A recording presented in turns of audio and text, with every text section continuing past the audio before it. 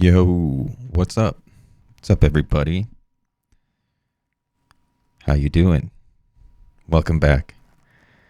I'm glad you're here. And I hope you're well. I hope everything's going well for you and with you. Yeah. It's early morning here, where I am, and I was walking the dogs this morning, and I couldn't stop thinking about stuff. And I was like, okay, I'm going to go home, and before I do anything, before I start my day, I'm going to record a little bit. I don't think I'm going to record a whole episode. I think I'm going to do kind of the same thing I did last time.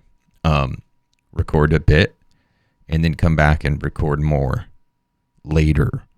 But, I just was thinking, my mind was racing this morning, thinking about, various things. So I wanted to get this done. So welcome back to, let me find my drum fill. The Nantzcast. Everybody, welcome back. Happy to have you here. By the way, shout out. Yes, it's a Death by Stereo drum lick. I can't remember the name of this song. I love Death by Stereo. They might be my favorite, I guess, contemporary punk band. I don't even know when what's the last record they put out. I don't know. It's recent, I guess, if if you can trust my my version of what recent means. But I consider them a newer punk band, even though at this point they're decades old. And I think Efrain was fucking with Manic Hispanic. I don't know if Death by Stereo. I don't know. I don't know if they're still around, still making music, but they are one of my favorite bands, just in general, and they're definitely one of my favorite punk bands, and they're definitely my favorite, newer punk bands. So there's all that. Shout out Death by Stereo, fucks hard. But yeah, welcome to the show, everybody. Glad to have you here. Glad you could make it. Thanks for coming out. Hope traffic wasn't too bad, and all that stuff. So I was thinking this morning, like I said, about a few things, and I think first and foremost, I want to give myself a shout out. I want to big up myself. Thinking about the paranoia thing, do the paranoia stop, and I think like the commodity making us paranoid. I like that a lot. And I don't know if I've ever like explicitly, said that or seen others say that explicitly. And of course I have. Of course other people have said it. But I like it, and I'm happy that I said it. And I think you all should think about it too. How the commodity makes us paranoid, and how utility and exchange and capital itself makes us all paranoid and shuts us off and shuts us down. So good job, me. I want to give myself a pat on the back. If you don't know what I'm talking about, go listen to my most recent solo episode. It's like Paranoid Postmodern Nihilists Are Killing Us All is the title of the episode. I should have named it Paranoid Postmodern Nihilists Are Killing Our Children. I think that probably would have been more sensational, and actually more to the point. But yeah, whatever. There's that. And in that episode, I talk about nihilism. I also talk about paranoia, and just kind of drawing these connections from, the command to accumulate, the command to enjoy, the command to enjoy accumulating, Accumulating has become not just a thing you do by way of like production and consumption. Accumulating has also become a thing you do by way of performance and performing. And all these things kind of create trends and create currents and tendencies. And they're leading us on a trajectory. The paranoia fits right in with the nihilism and all that. So yeah, I guess I'm just reflecting on that soliloquy, and I liked it, and I'm going to keep talking about it. I'm going to keep talking about this nihilism, this paranoia, this objectification, and this slow, steady decay that humankind has been, enduring for a while, maybe all along, who knows. But anyway, I was thinking about that this morning. I was also thinking about intelligence this morning. So this is going to be another kind of rant, ramble, wander through the forest about intelligence. I have a buddy who I talk with about things. Intelligence keeps coming up, and so intelligence is like a featured topic at this point of this channel and of the kind of theory we're working on. Intelligence and subjectivity. Mikey and I are concerned with these things, and we're working these things out. And we've done several episodes. We've had several conversations, several discussions explicitly about intelligence. Intelligence and mintelligence, the nature of intelligence itself. Like, what is intelligence? What is artificial intelligence? What is artificial general intelligence? What are all these things? What do these words mean? And it's an ongoing conversation. But I have a buddy who I talk with about this stuff. And he hates the way intelligence is used. He hates this kind of functionalist interpretation of intelligence, and I hate it too.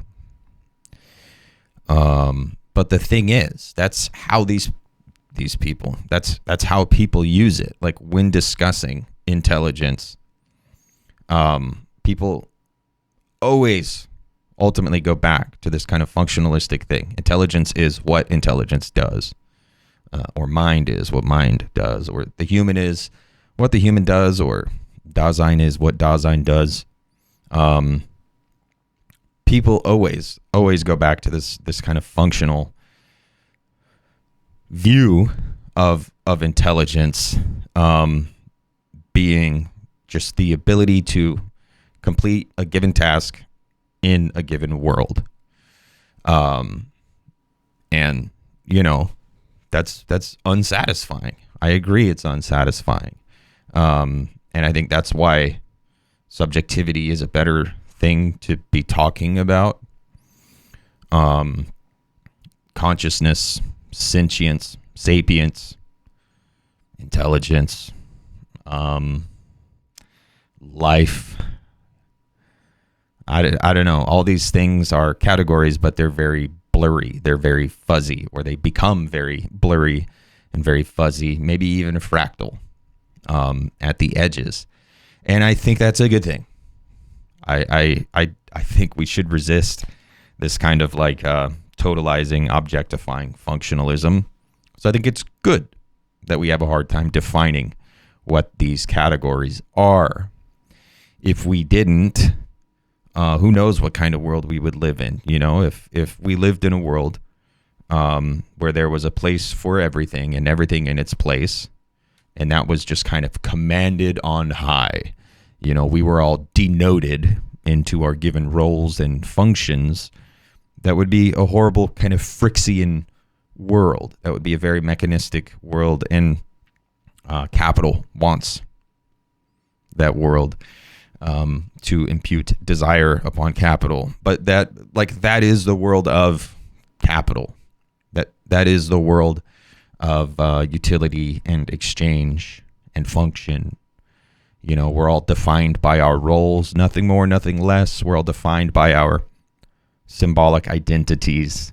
It's all about form, no content. It's all syntax, no semantics.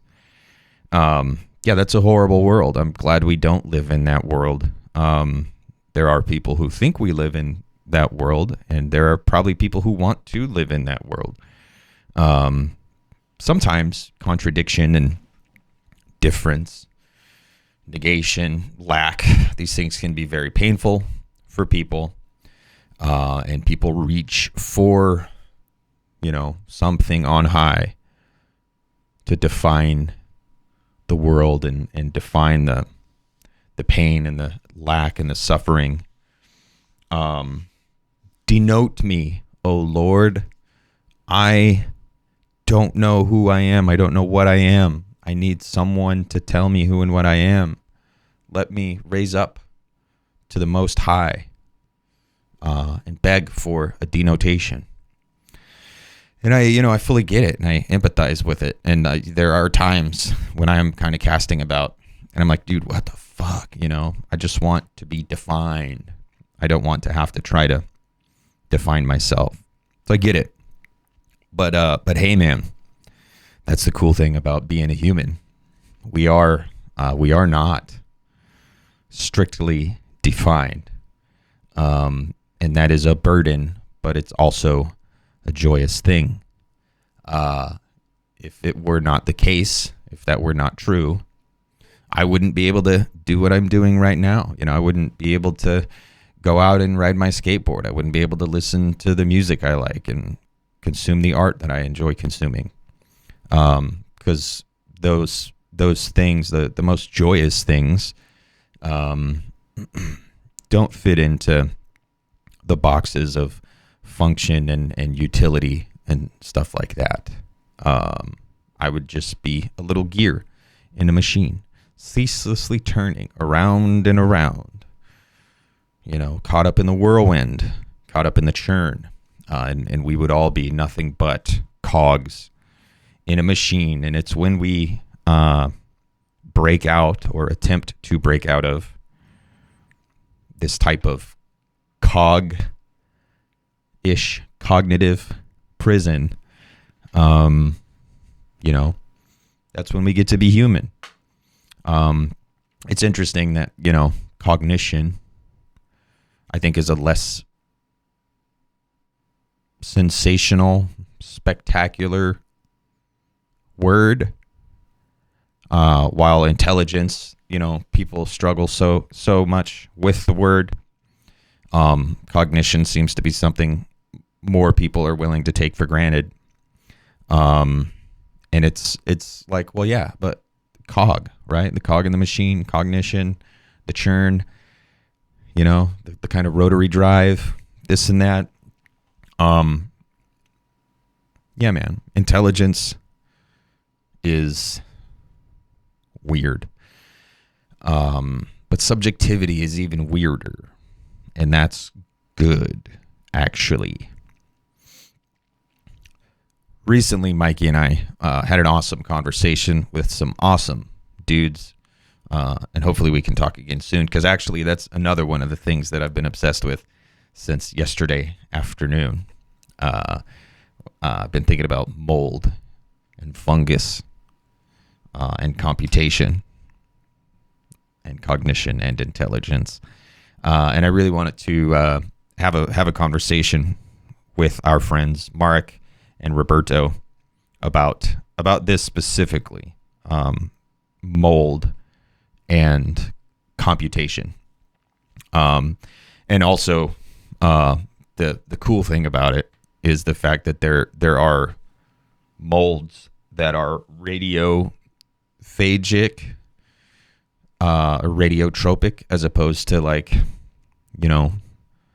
rather than doing photosynthesis, and thus like existing in the general economy, they do radiosynthesis. They subsist, they live on radiation, or radioactivity, not radiation. They live on radioactivity rather than solar radiation. So that's an entirely different like chain of life, I guess, ultimately. Not with the standard accepted definitions, but looking at it from like an economic perspective, the general economy, ultimately everything runs on sunlight. And all activity is this kind of like computational, number crunching, cognitive machine to deal with sunlight, to deal with the energy that comes from the sun.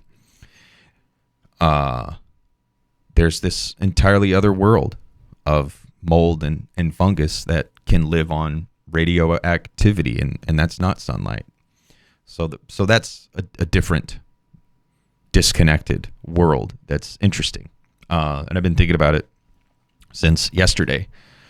I came across an article about mold and fungus in Chernobyl, and how it does radiosynthesis rather than doing photosynthesis. And I was like, oh shit, that's cool. That's really, really cool. So that's one of the other things I was thinking about this morning. But to go back to intelligence, cognition, computation, Mikey and I recently had a conversation with Mark Pollux and Roberto Alonso Trio, authors of Exocapitalism. Awesome book, awesome conversation. Go to The Dangerous Maybe on YouTube. Check out the conversation. Check out the guys. Check out the book. It's great. But they talk about computation. And I think what they're talking about when they're talking about computation is the same thing that like Nick Land specifically, but also an awful lot of other people who have this functional view of intelligence are talking about when they talk about intelligence. So with this functional view of intelligence, we live in a cosmos, and there's, matter in motion, and this matter kind of stochastically arranges into coherent forms that can produce more coherent forms that can then go on to produce more coherent forms and persistence. And there's this like entropy resilient form of arrangement that can kind of go on and continue to exist. And it doesn't matter if you have a closed or open system. If it's a closed system, then it's energy resistant. Like on watches, you used to buy a watch and it would say water resistant rather than waterproof, because there were people who didn't take their watches off to go like diving in the ocean, and then their watches like broke, and they're like, but it says waterproof. And so they were like, okay, you're right, it's not waterproof, it's water resistant up to 5 meters or whatever. So in a closed system, you just have, arrangements of matter that are entropy resistant. And in an open system,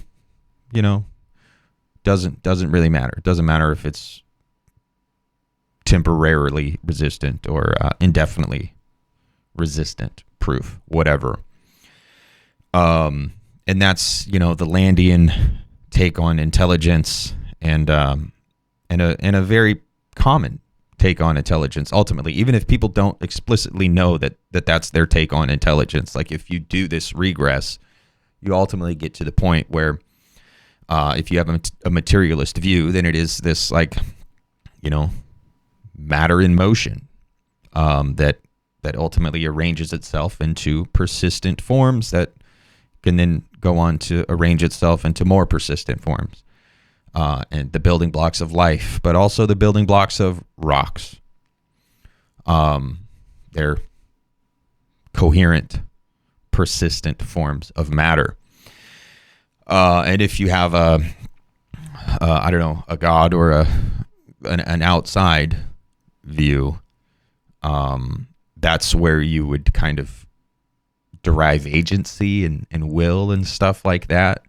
But you're still getting intelligence from this, thing that persists, this coherent thing that can persist and project itself into the future. So that's kind of like doing this causal chain and this regression on the notion of intelligence. It's very common to have that view. And I don't know, maybe that is the correct way to talk about it. I don't think so. I think there's more to intelligence. But at the end of the day, that's it. And then as time goes on, these coherent, resilient forms of matter become more complex, and they actually accrue, the ability to act in and upon the world. So the ability to kind of complete a task in the world, just by sheer complexity, compounding complexity. And I think Marek and Roberto, when they're talking about computation, I think they're talking about something similar. They talk about like Brownian motion and kind of like just stochastic arrangements of matter.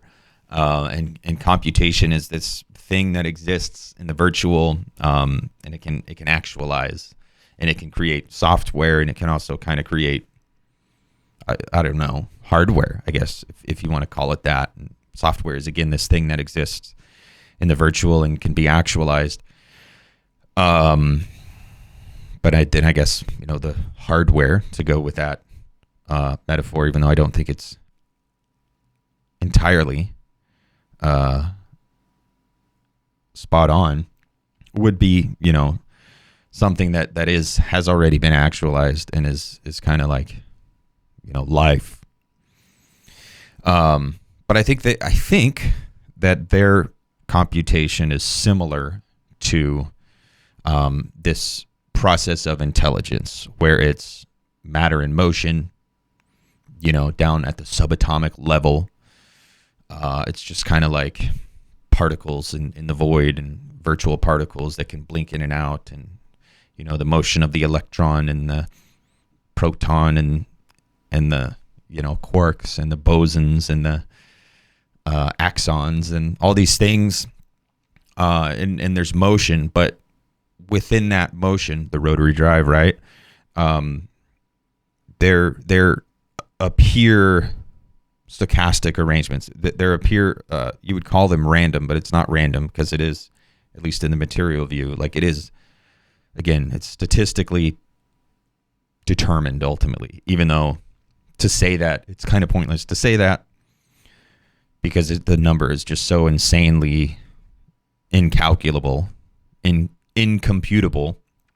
But it's not properly random. But random is the word that people use to describe it.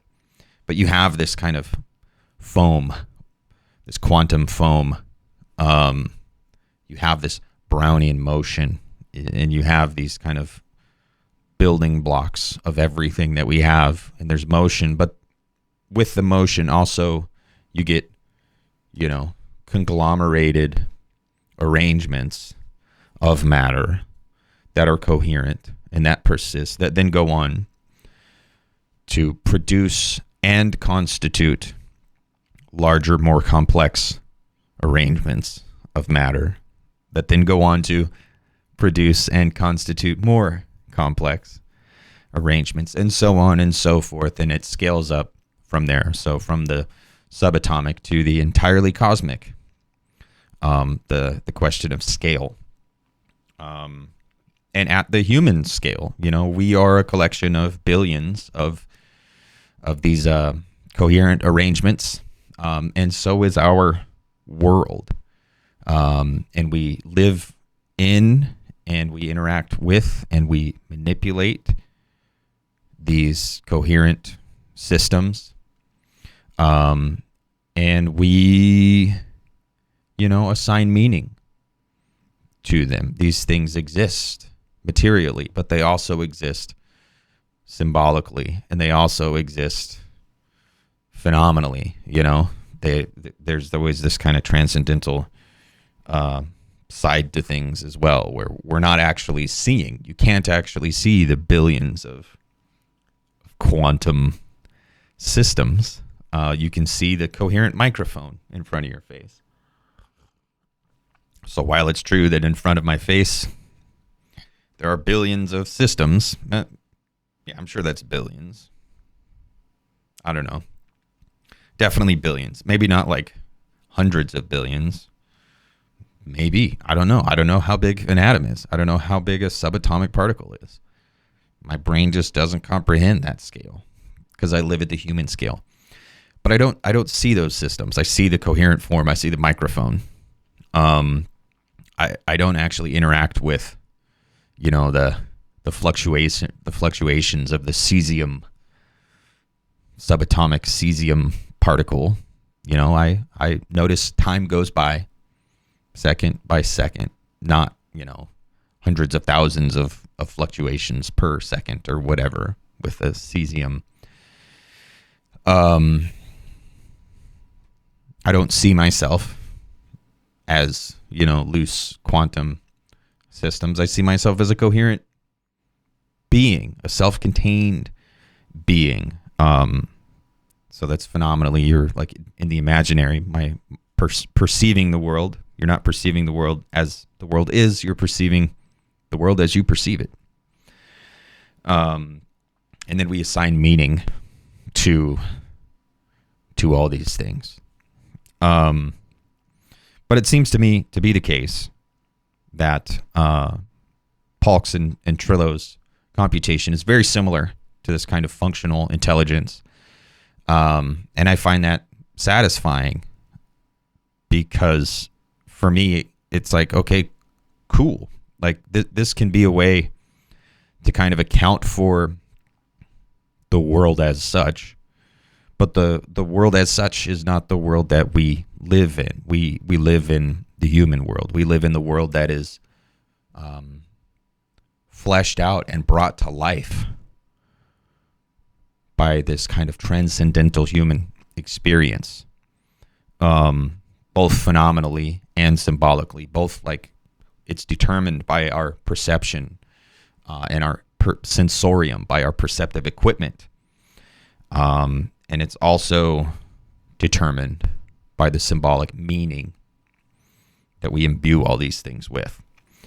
So already right there, like if you're doing this material accounting of the world and for the world, you're already, and that's it, that's as far as you go, you're already leaving out the most important part of that, which is the subjective experience. So I'm already like, cool, computation, intelligence, I love it. I dig it.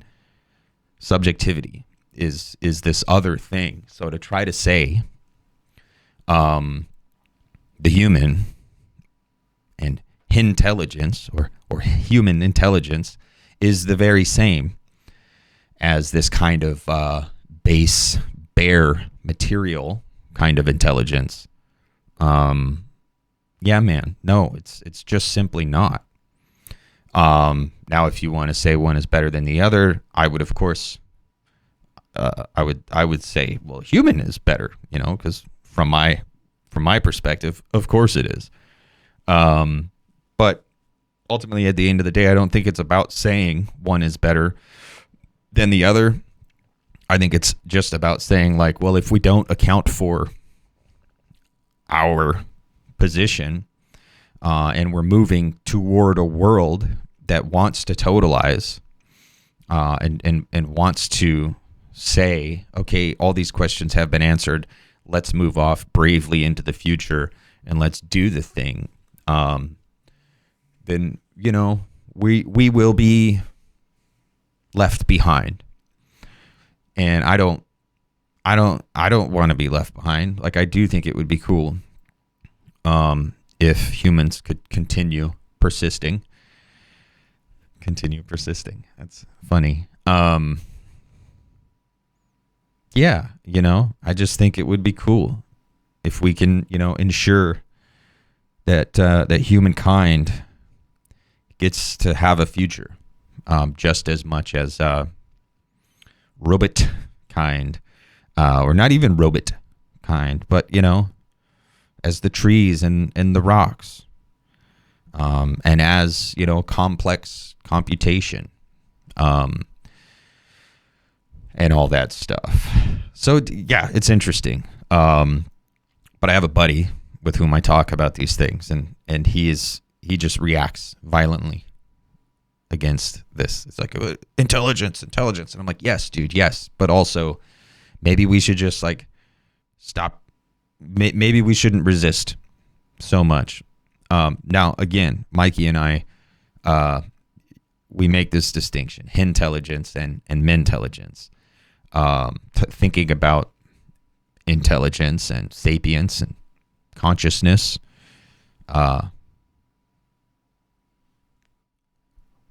What is it? What is it all? What does it mean? What does it all mean? But yeah, I react less strongly, I guess. Like I'm more willing to give the word intelligence over to this fully functional view, interpretation, whatever. Because I don't think for me I don't think it is just about just intelligence. Like I think agency springs forth from subjectivity. So I think for me, like the core issue is subjectivity, not necessarily intelligence. But so yeah, just thinking about it, continuing to think about intelligence, and continuing to have conversations with people from all walks of life with all different perspectives, and it seems like no one can agree. So it's kind of funny that there's this like narrative that these questions have been answered. There are people who think we've already achieved artificial general intelligence. There are people who think we'll never achieve artificial general intelligence. I don't think any of these people understand each other. I don't know if any of these people even understand exactly what it is they're trying to say. I do know that we are close to achieving technology that is very, very, very good at convincing the user, the human, of its intelligence or whatever. And that technology is very powerful and very narrow, in a very narrow fashion. It's currently very, very powerful in a narrow way, but ultimately kind of like useless in a broad general way. But look, man, like we're within a decade. Like unless something insane happens, which it might. Things are getting crazy. Things are definitely getting crazy. I try not to consume too much news. But if you pay attention to the news, we're definitely living in interesting times. So who knows what could happen? But barring the unpredictable, we are within a decade of having these systems that are very good at achieving, convincing simulation of humanness in very narrow tasks. Within a decade, we'll have systems that are very, very good at doing this kind of convincing simulation broadly in general. So if you are opposed to calling that artificial general intelligence, okay, I see where you're coming from. But we're getting there, dude. But anyway, there's all that. I also think it's a bit frustrating when people talk about, like currently when people talk about large language models, people talk about AI. When people say we don't understand it, it bothers the shit out of me. Because we understand it. Like we know what's happening. Like we have tools, we have systems that are ultimately built out of binary qualifiers, and there's just billions of these binary qualifiers, and they're stacked on top of each other, and they form this kind of complex compound system. And there is kind of emergent features. There are emergent features in these tools, like with back propagation, and gradient descent. Like they take an end result, or they take a desired result, and they kind of feed it into these machines and allow emergent features to appear in the complex topography of these machines that they then allow these machines to go out and perform the task. But the task was already reverse engineered. So when people talk about like we don't understand why these language models use language in this way, we do understand why these language models use language in this way, because we trained them on language. So we're presupposing meaning. We're presupposing a coherent structure, and we feed it to them, and we determine the end result of these machines before we give them a task. And then we give them a task. And because they are so very complex, once again, there's billions of these binary qualifiers in these machines at this point. And they do develop emergent topologies, emergent features, because we allow them to. And so they'll, like, people talk about like AI hallucinations. And they're like, well, where does it come from? Well, it comes from the fact that it's a machine built to produce language stochastically, right? Or quote unquote randomly. Like we have built a tool. It's like Plinko. Plinko is the game with the pegs in the board, and you drop a disc or a puck or a ball. You drop it in the top, and it has pegboard, and it has pegs, and the object bounces around, and it lands at some, in quotes, random location at the bottom of the board. But there's always a statistical distribution with Plinko. Always. There's always the bell curve with the Plinko board. Large language models and AI models are the same thing. They are statistically determined. There is a statistical distribution. So these things can appear random, but they're only, I guess, mystifying or confusing or whatever if you forget that we're presupposing this kind of coherent end result. Like we give them the task, we presuppose the end result, we feed the end result back through them, and then we set them off to complete another task that resembles the initial task, and that's why they're effective. But we've given them the map and told them to reproduce it. And because, there's so much going on the inside, and we're not actually in there micromanaging. We have allowed, we've hit one ball. They're Rube Goldberg machines, right? And, sometimes the interactions are going to fuck up a little bit. There's going to be a little bit of randomness. And you could even think about the interesting nature of that, like at scale, think about all the way down to like the subatomic particles that constitute the larger elements of the Rube Goldberg machine. There's these fluctuations down at this quantum level, and then there's fluctuations at the micro level, and then there's fluctuations at the macro level. So there is a lot of noise. There's always noise in the system. Shout out Michael Serre, noise and signal, but there's always noise. There's always noise, sorry. There's always noise, and that noise is going to ultimately interfere with the signal, but it's not mystical. It's not mystifying. We do know what's happening. It just bothers me when people talk about these things like we don't know what's happening. We do know what's happening. It's just very complex. There's billions of interactions going on. We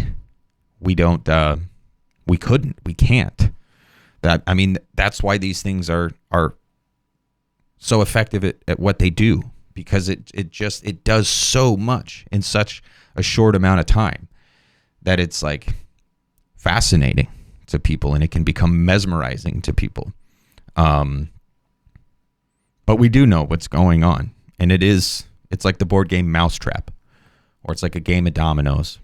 Not a game of dominoes, because dominoes, like bones, like that's played. It's like kind of like a card game, but it's like setting up dominoes, and then you click or you flick one domino, and then do you go down the line, and all the dominoes topple. And people make complex arrangements with dominoes that form images at the end, and sometimes the domino falls a little askew and it fucks up the end image. I think that's a useful metaphor when thinking about like these LLMs and these generative models.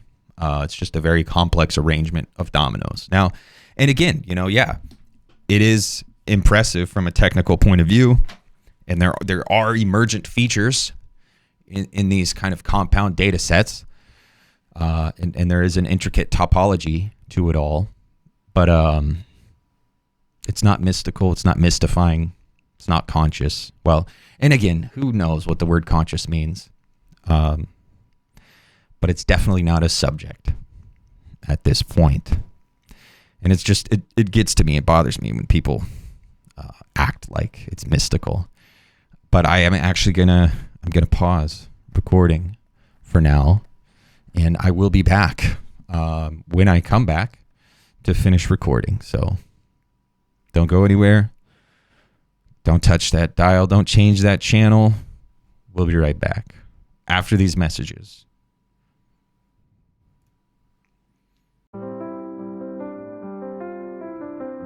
Hi, friends.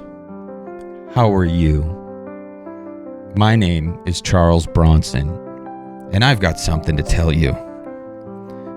Here in the 21st century, it feels like all hell's breaking loose, and it feels like the world's on fire, and it feels like we're all gonna die, and it's really gonna suck, When I was a kid, I grew up and I had tons of hopes and dreams about being able to do awesome stuff like ride hoverboards and, drive a flying car and talk to a dolphin and hang out with some aliens, But things didn't really turn out that way, it seems. You know what, though, friends? I've discovered that if you think about stuff in a different way, and instead of just going with the flow and getting carried away on the waves of doom that the fake news would have you believe, and the political parties are trying to jam down our throat, you'd actually see that the world is full of wonder, and all those amazing things we dreamed of when we were children are still possible. Maybe not. But anyway, you should go to patreon.com/thedangerousmaybe. That's the dangerous maybe, all one word. And check it out, man. There's cool stuff going on over there. You can support Mikey's work. You can get access to Mikey's recent course, and there will be some cool things coming shortly, friends, here in the near future. And yeah, so you should go to www.patreon.com/thedangerousmaybe. Check it out, sign up, and stay tuned, because there's dope stuff coming. You can check out The Dangerous Maybe on YouTube, and Substack. You can also check me out on YouTube and Substack. 3 billion Nances on YouTube and on Substack. You know, there's some fun things that happen there sometimes. But anyway, you know, if you're feeling blue and you're feeling down and you're feeling unsure about the future, come on over to our side of town where the sun is always shining and it never rains and nothing sad or bad ever happens. We're just joyously celebrating each and every day. And it's fun and awesome. So come on over, friends. Anyone's welcome. We'll see you soon. Thanks, guys.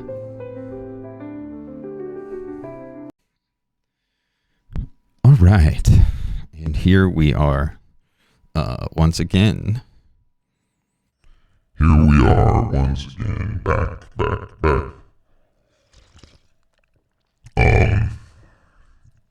Man, I've said it before, and I'll say it again.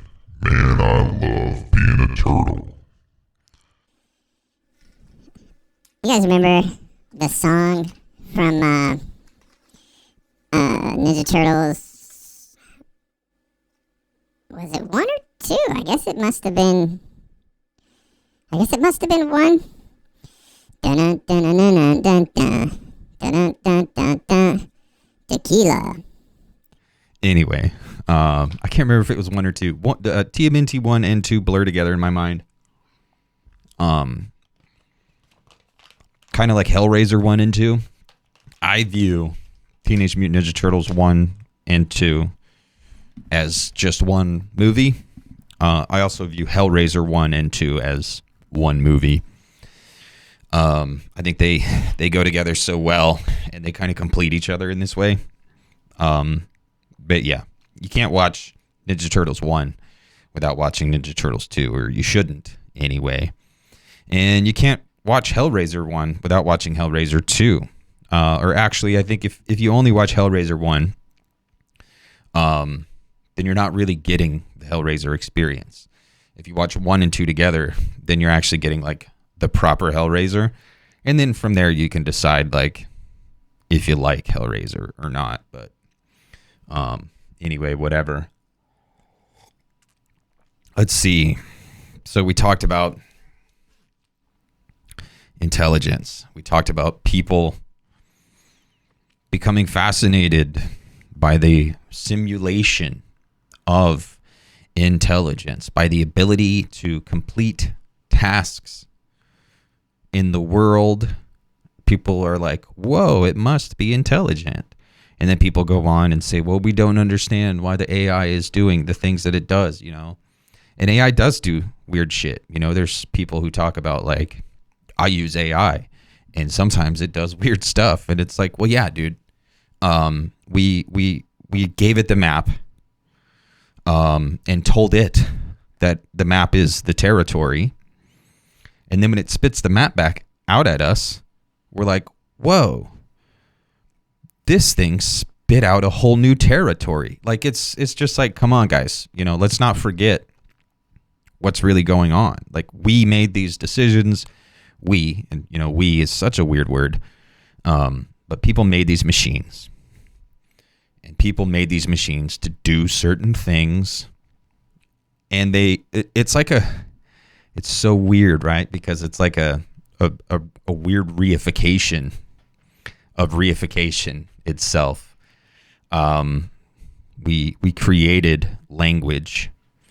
Or, you know, we evolved alongside language, whatever, maybe a bit of both. Language is as language does. But language, in a sense, it's, you know, it's who we are. It's definitely what we do. But again, you know, we are not simply what we do. There is a surplus lack. There's a surplus of negation that comes along bundled up with the human. But, you know, in a functional sense, you know, language is what we are.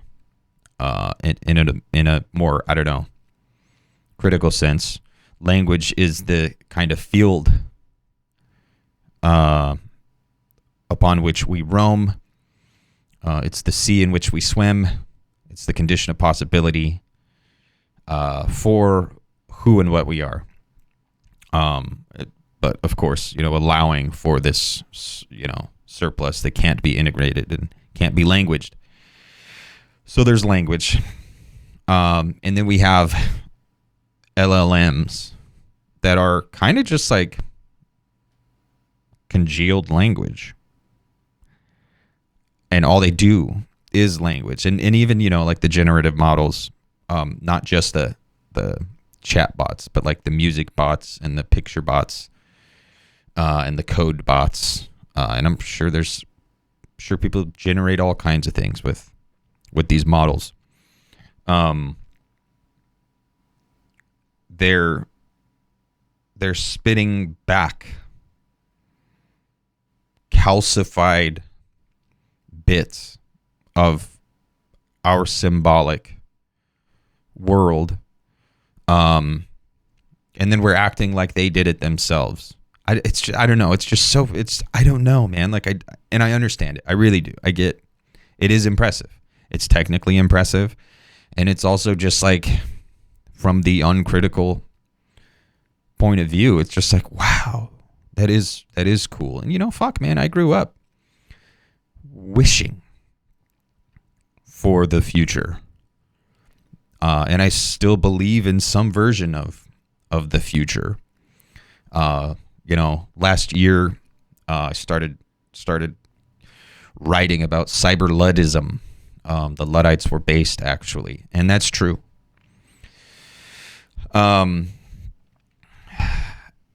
Benjamin Noyes is coming out with a book with John Hunt, with I think Zero. I don't know. Benjamin Noyes is coming out with a book. In whatever, man. Benjamin Noyes, sure. But about being critical of acceleration. I think I've always been critical of acceleration. People think Benjamin Noyes coined the term, and maybe sure in the particular way it's used. Maybe, I don't know, whatever. But the idea of acceleration, the facticity of acceleration has been around, I think, all along. I think for me, I draw acceleration and accelerationism. I draw a straight line back to World War I and the interwar period in Italy. You had the Italian futurists. That was, I guess, primarily seen as like an art movement or an aesthetic movement. It was also very, I think, explicitly political. And they were all about accelerando. And they were also fascists, and were, at this kind of emerging fascist inflection point. I don't know. Fascism's another one of these words that it's almost pointless to use anymore. Because what do you mean? Do you just mean aggressive neoliberalism? Do you just mean aggressive imperialism? Do you just mean aggressive capitalism? Do you just mean the scapegoat, like the whole scapegoating part of fascism, and the my enemy is simultaneously strong enough to crush me, but also the weakest, most disgusting thing in the world, and needs to be stamped out or whatever, like this contradictory scapegoating thing. I think for that, that's the defining feature of fascism for many people. So I don't know. Fascism is a silly word to use. But I also think it's definitely true that in Europe, something erupted. I don't think it was born there. And I don't think that was the only time and place it did erupt. But narratively, we all always kind of draw back to World War II as the kind of bottleneck or whatever for history. And I think sometimes there's good reason to do so. I think World War II, I think the world wars in the interwar period and the post-war period very much determined a lot of things economically and socially, but not everything. And I also think like the progressive movement, like progressive politics and progressive ideas is also very tied to kind of acceleration in both like progressive in the archaic sense, like the bull moose guys, and also the current understanding of the term with, Kamala Harris and that type of stuff. I think that has some notable similarities to the idea of acceleration. So who knows, man? And at this point, it's almost like, who cares who coined the term? I think the most compelling version of accelerationism that we have today really kind of started back in the kind of interwar period, or even the First World War, and it is tied to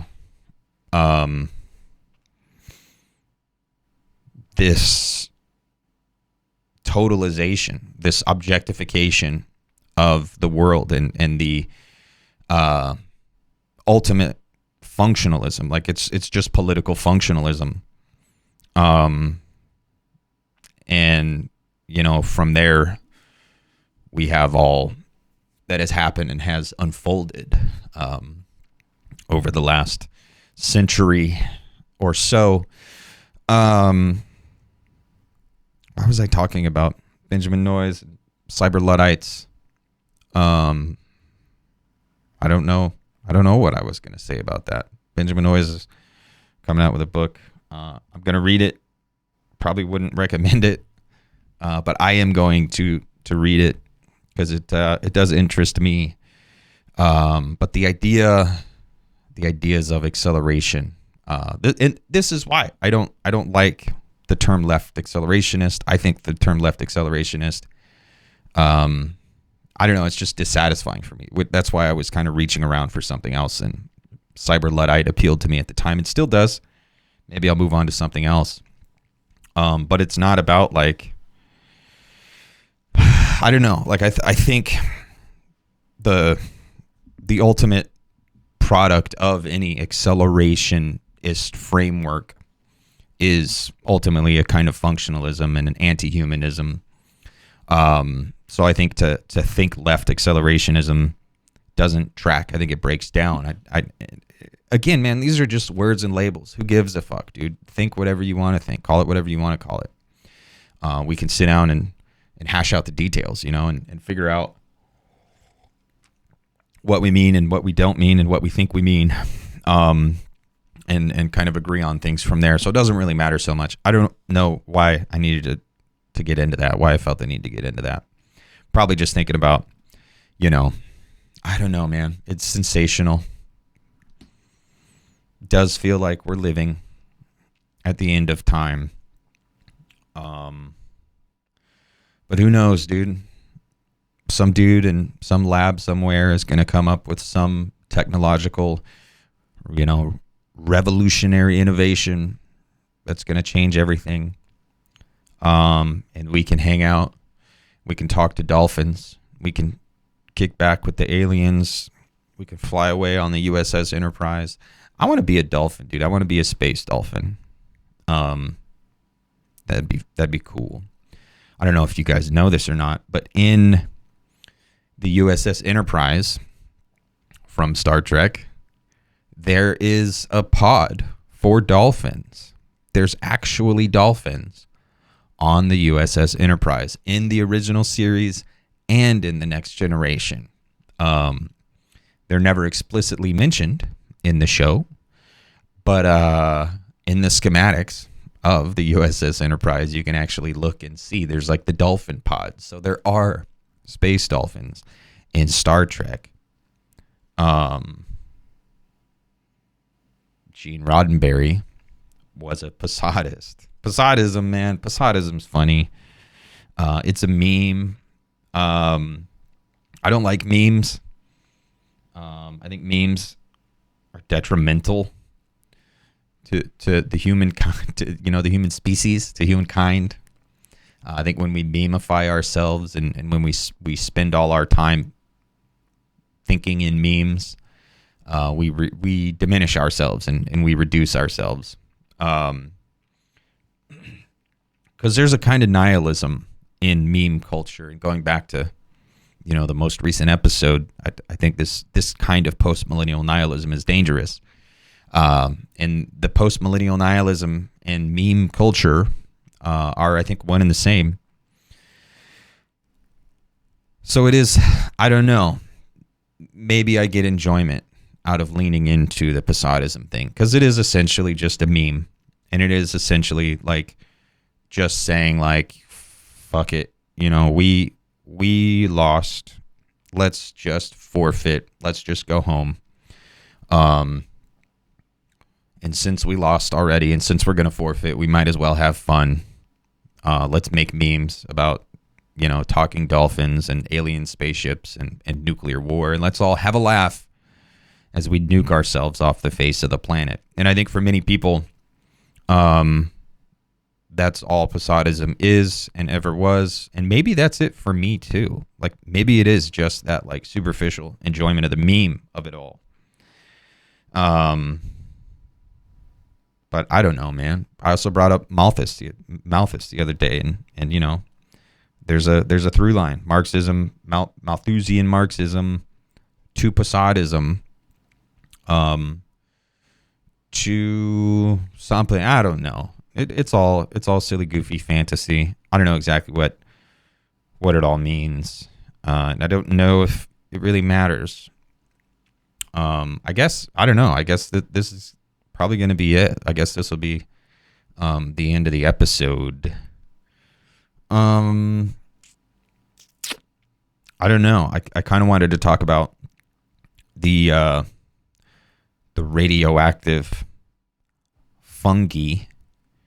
That's cool. That's interesting. But I don't want to talk about that, because then I would want to like pull up the article and read about it and think about it. But I do think it's very interesting. And I think for me, at least currently, the most interesting part about it is taking this view, thinking about the general economy.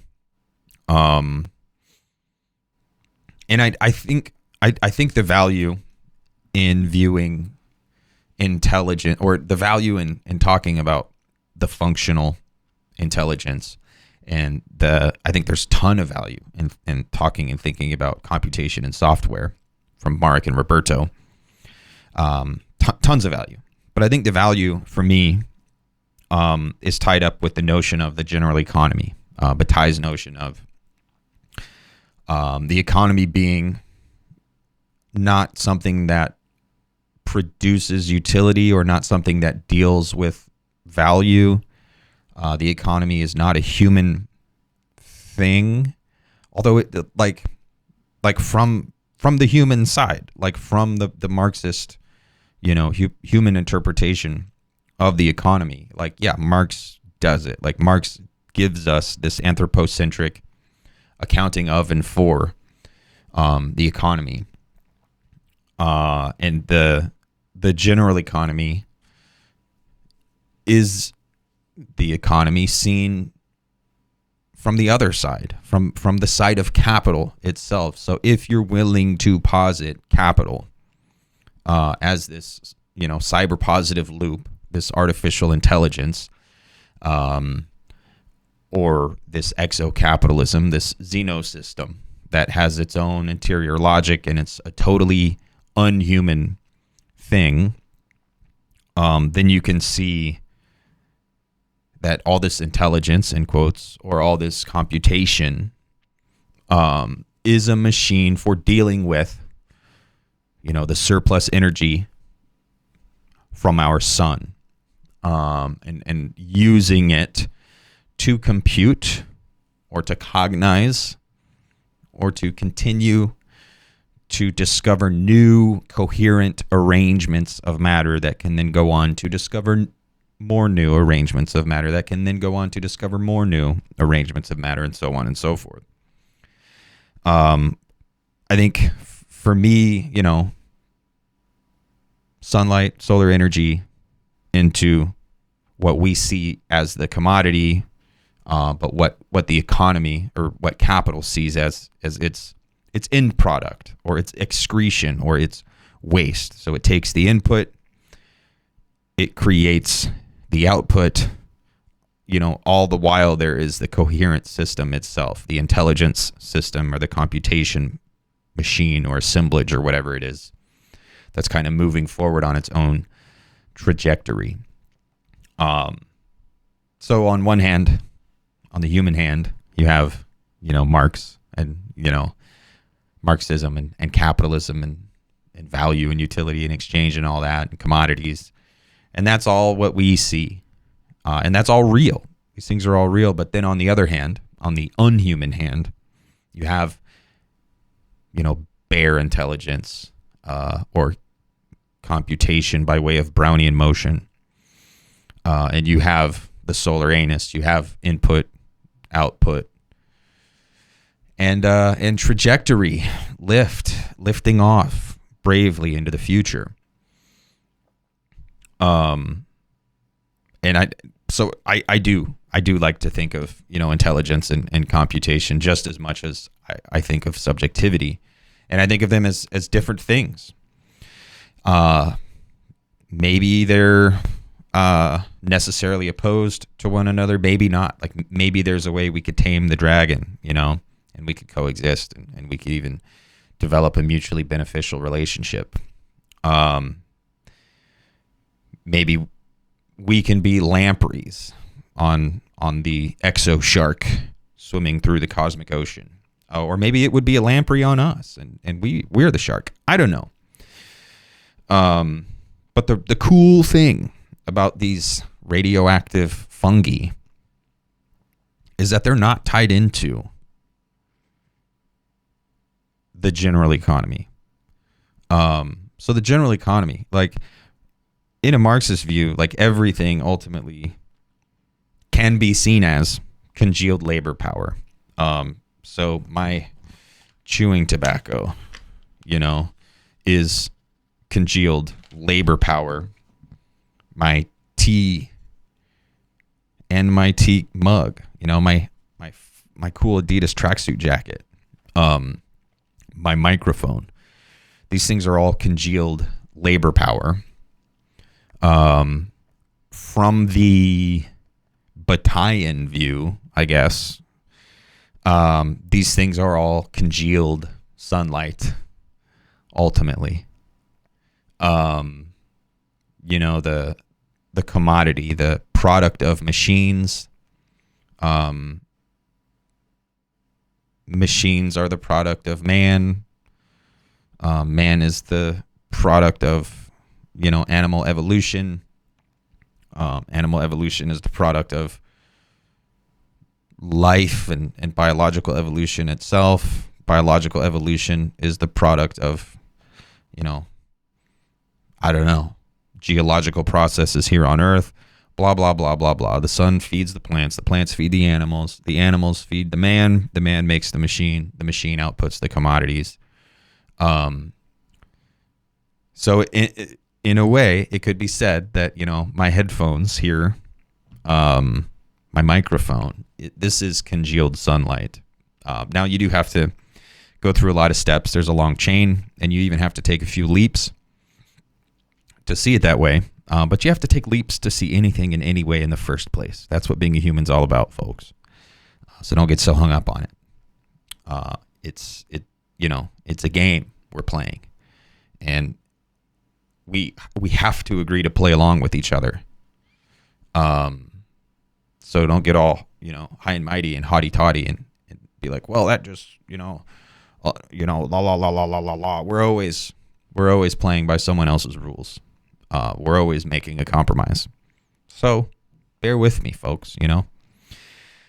My headphones are made out of sunlight, in the same way that my headphones are made out of human labor power. So it's interesting that there does exist biological life that isn't tied into the solar economy. I find that fascinating. I'm excited to think about it. I'm excited to write about it. I hope there's someone out there who wants to talk to me about it, because I definitely want to talk about it.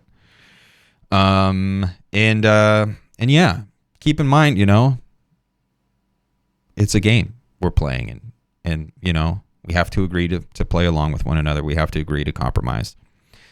So don't take it as I'm making bold claims and saying, I have a tea mug made out of sunlight. I'm not making some absurd claim like that. I'm saying, bear with me here. And if we agree to see things in this way and use words in this way and agree to this framing and agree to bracket these things out and agree to emphasize these other things, in a way, everything is made out of sunlight, except for the world of these mold, fungus things, radioactive things that currently live in Chernobyl. And now, the pedantic will be like, yeah, but Chernobyl is a man-made thing, and the radioactivity that exists there is man-made, so they're still tied into the solar economy. Yes, of course. But also, these things live there. They do radiosynthesis as opposed to photosynthesis. At Chernobyl, who's to say they couldn't do that at the bottom of the ocean with radioactive uranium rocks, or in the core of a mountain, or in some, untouched grotto on some island in the middle of nowhere that has radioactive ore, and then there's some radioactive mold. It's just interesting to think about, especially when you think about, computation and mold that does computation. Thinking about like the people who used mold to find the most efficient subway routes or whatever. That's fucking cool. What could this mold do? What could this radioactive mold do? And anything that it can do, and anything that it will do, and anything that it does do will be untethered from the solar economy. And that's interesting. And if you don't find it interesting, fair enough. But I find it interesting as fuck. So I don't know. There's all that. Thinking about intelligence. People get frustrated on all sides of the issue. I get really frustrated when people act like these AIs are tapping into some mystical thing. They're not, dude. It is the map and the territory thing. And you're over here looking at the map, forgetting that there even is a territory. And in fact, the people who are doing that enthusiastically are making decisions, and they're like running the world right now. So not only are they confusing the map for the territory, but they're actually destroying the territory in favor of a map and in favor of a more fantastic map. Let's have a map that can do all these fantastic things and be this, fascinating, shiny object. Never mind the fact that, we're destroying the territory. And I don't want to be destroyed for the sake of the map. I don't want to, burn down the house to spite ourselves or whatever. That doesn't make sense there, but you get it. Burn down the house to cook the pig. That's I was thinking cut off your nose to spite your face, and burn down the house to cook the pig. I don't want to burn down the house just to have a cooked pig. I think we could probably have both. But if we, and if for some strange reason we couldn't have both, I would keep the house. Find something else to eat. There's billions of people on this planet that don't eat pig. So anyway, yeah. Intelligence has been artificial the whole time. Subjectivity is the only game in town. So, yeah. I think I'm gonna leave it with that. Yeah, this will be a bonus episode. Now, once again, I don't have a paywall, so all the bonus episodes are free, dear reader. I hope you enjoy them. I know I do, and yeah, thanks for your time and attention. Thanks for coming around and hanging out with me this morning. The sun is coming up, the birds are chirping. You know, people are walking their dogs and walking their kids to school and doing all the things. The world is waking up. I can't wait. I'm so excited to see what this day will bring me. And I will see you on the next one. Thanks, folks.